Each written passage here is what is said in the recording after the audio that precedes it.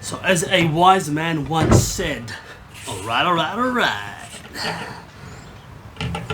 Thank you for joining me today. Welcome to Eat, Smoke, Drink. If you're new to my channel, I tend to review as much as I can single barrel, independent bottlings or rare and old shit, because why spend your life drinking boring stuff, okay? So make sure you click the crap out of subscribe and hit that bell button so you can hear me rant more about whiskies and bitch about distilleries that piss me off. Okay, now we've got that out of the way. Today I am super excited. As you know, I am absolutely obsessed with Rare Malt series. Okay, the Rare Malt series is nothing like any other series I have ever witnessed. It is unhindered, uncompromising flavor. It is not meant to be smooth, you bloody heathens. So if someone says, oh man, that whiskey's smooth, go right off. Go off. Okay, smooth is not something you want in a whiskey all the time. If you're not thinking, you're just drinking. That's my motto. I copyright Eat, Smoke, Drink. This is designed to make you think. This is designed to highlight what the distillery is, but also rare malts. When you drink any rare malt bottlings, in every single bottle, every single dram, every single day, you get less and less rare malt out there because it's no longer being made. Okay, no longer being made. This is 1970s distillate, 1974. It is 56.2% Royal Lochnagar. Okay, Royal Lochnagar. Okay, be careful how you say the last bit because you might get cancelled. Okay. Hey, can't be too careful these days, right? So Royal Lochnagar. Okay, so make sure you say it right, or else, man, you'll get cancelled. Royal Lochnagar is it's called Royal because it received the seal of stamp from royalty. Literally, I think it was Queen Victoria and Prince Albert visited the distillery. They got shit-faced, they got drunk, and they went, you know what, we're going to give that royal seal because they might have compromising photos of us while we were shit-faced. Maybe, I don't know. Fake news, who knows. Anyway, Royal Lochnagar is still today.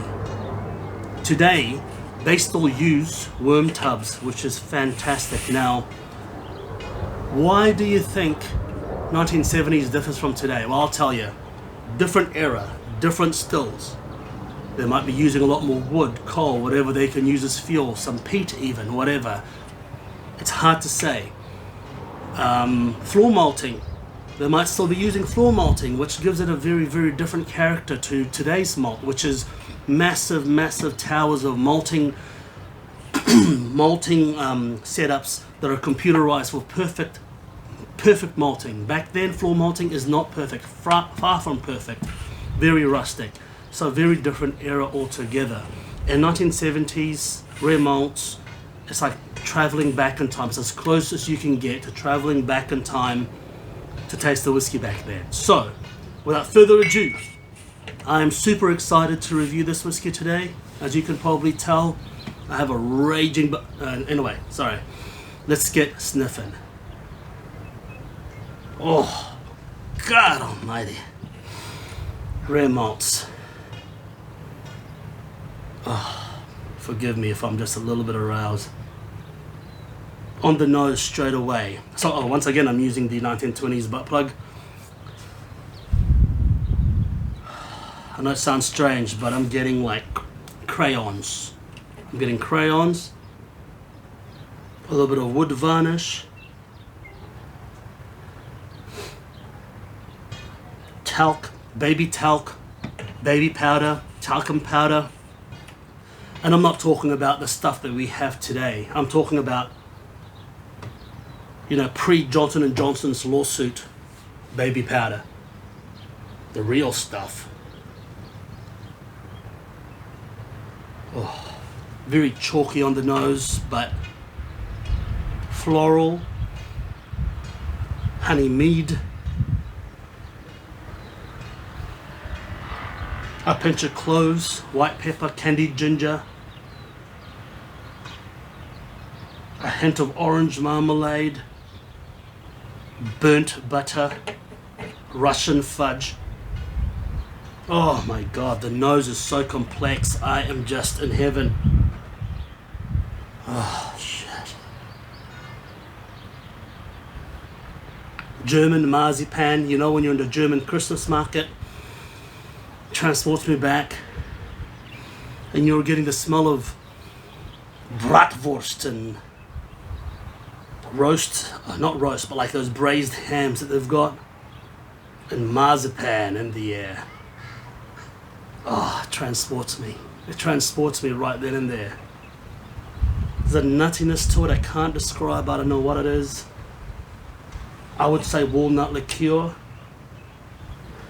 On the back of the thing it says sugared almonds. I'm not getting the almonds. Well, marzipan almonds, but I'm getting walnut liqueur, just a hint of walnut liqueur.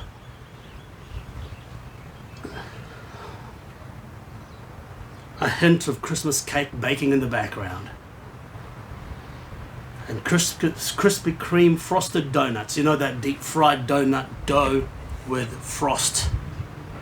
Holy shit balls. That is fantastic. I mean, just on the nose itself. Just on the nose itself, I would launch 1,000 ships and invade a country just for that.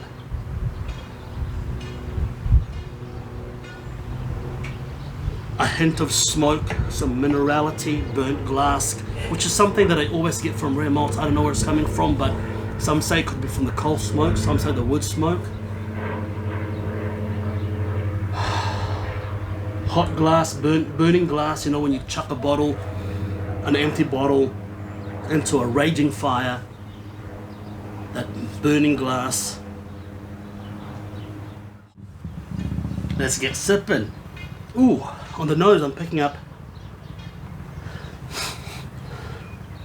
some ginseng. That's interesting. Some herbal ginseng. Whoa. Some herbal notes to that. Ginseng. A little bit of licorice. Fantastic.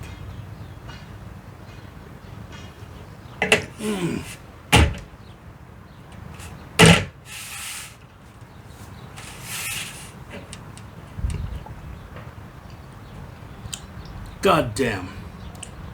Oh my god.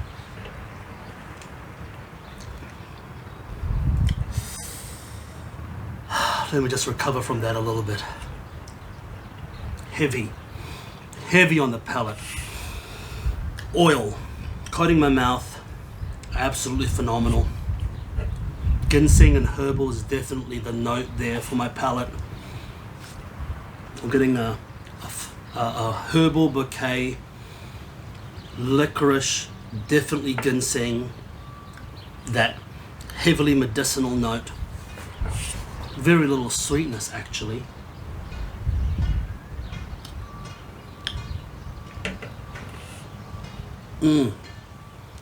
Now the sweetness is coming through, second palate. Waft the smoke in the background, distant coal smoke, firewood in the chimneys.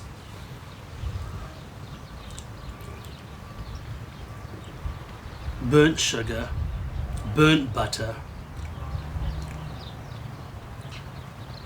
Wow. There's so much going on in the mouth, I can't even... I'm just trying to disseminate what I'm tasting. Just bear with me here. Oh wow. There's a slight acidity to it, like a sourness. Like a sour lolly. Like a sour green apple. Sour green apple.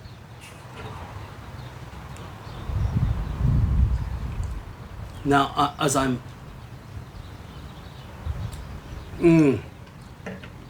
Eucalyptus, that's it. Eucalyptus and peppermint. Faint taste of kerosene. You know when you touch kerosene and you light, you know, and you put it in your mouth, because I'm a nail biter, so everything I touch tends to go in my mouth.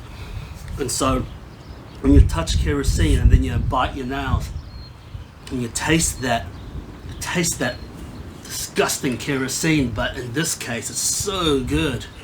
Wow. An oily rag.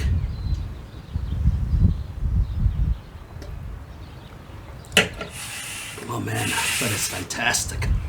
I think that's heavily bourbon cask there.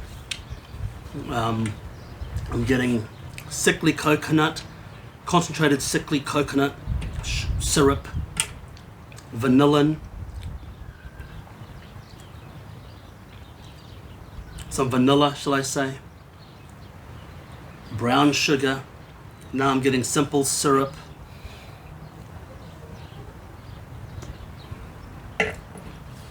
Oh, Christ almighty.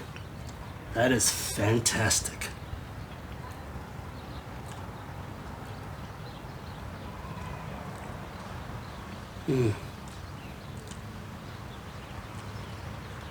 Some stewed cherries with cherry pie.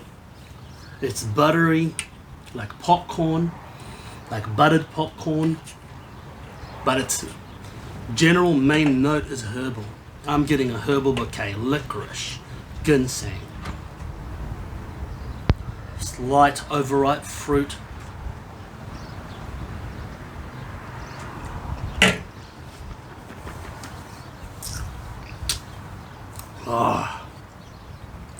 Oh my God. It's like someone taking their fist and in the mouth. It's like just a sensory overload.